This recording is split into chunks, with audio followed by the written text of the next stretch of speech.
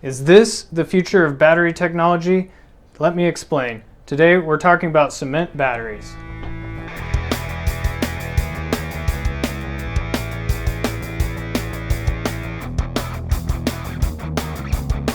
You may be thinking, Sam, you've lost your mind. How can cement be a battery?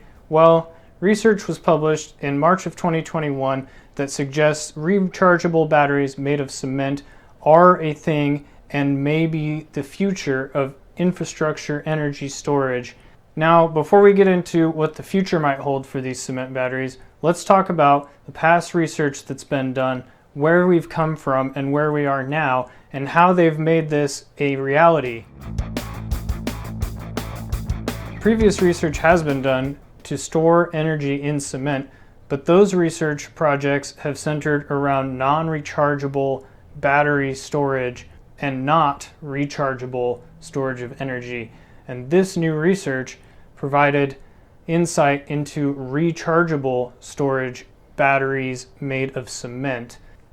So what these researchers did differently was they took a carbon fiber mesh, electroplated it with different metals, embedded it into a conductive cement mixture, and did that for both an anode and a cathode, and then used a solid electrolyte and sandwiched the cathode, electrolyte, and anode to create the battery. But I don't want to get into how batteries are made as much as what they did by optimizing the materials used. So what this research showed was that cement batteries can be made and be made where they can be usable. But how are they usable? What would we use them for? Well, the researchers suggest that since concrete is the most used material on the planet, it would be the optimal candidate for renewable energy storage. Just think about it. If we can build these into our roads, they could power sensors and signs and lights and many other things that the road normally needs power from other sources. And these batteries could be implemented in the construction of buildings and provide a in-building energy storage solution for when power may go out or be unreliable. And also implementing these batteries into concrete structures could provide more sustainable energy because that cement or concrete would have been used regardless of the implementation of the battery, and the battery provides additional value to the original intended purpose.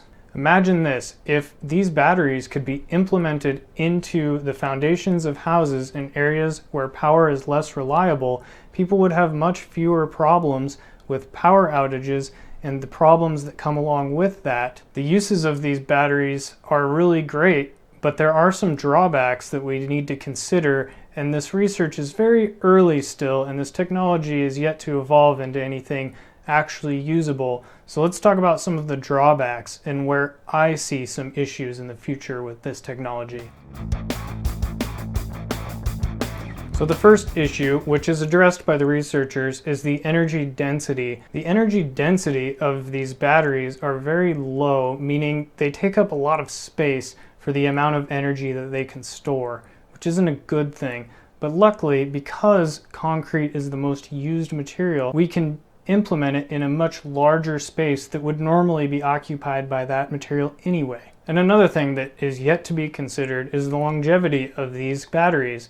The tests have been fairly short periods of time, and as far as I've found, there's no research into the lifetime of these batteries, so longevity could be a problem. And along with longevity comes the problem of when these batteries are no longer working, but the structure itself is designed to last for 50, maybe 100 years even, what do we do to make use of those materials that will be there for a long time to come? So I think the implementation of these batteries needs to be considered and evaluated, whether they be modular or constructed within the structure and somehow be able to retrofit and restore the battery's capacity after a certain period of time. But there's a lot of work that needs to be done. The other thing that needs to be considered is environmental concerns. These tests have been done in very controlled environments in the lab, and we all know the real world is a very different place than the control of a lab. And there are a lot of environmental concerns with corrosion, different aggregates that could introduce elements that don't react well with the other components used to create these battery components. So I think there's a long ways to come with these, but the potential is there, and the drawbacks seem to be solvable. So what does the future hold for these? Well, I think more work needs to be done into real-world practical uses and examples for implementing this technology.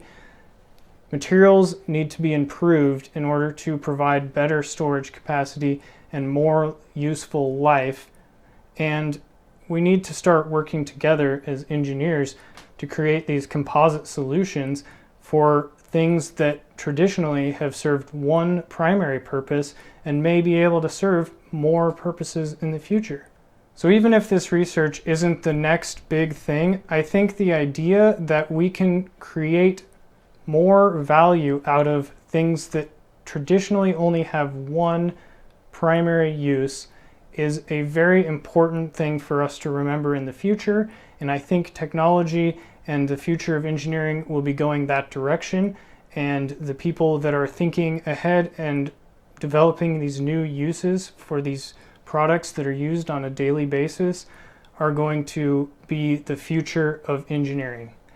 So I hope you learned something from this video. And if there's anything that you want to know about engineering or construction that you think I might know the answer to, leave a comment below and I'll do my best to answer any questions. And thanks for watching. We'll see you next time.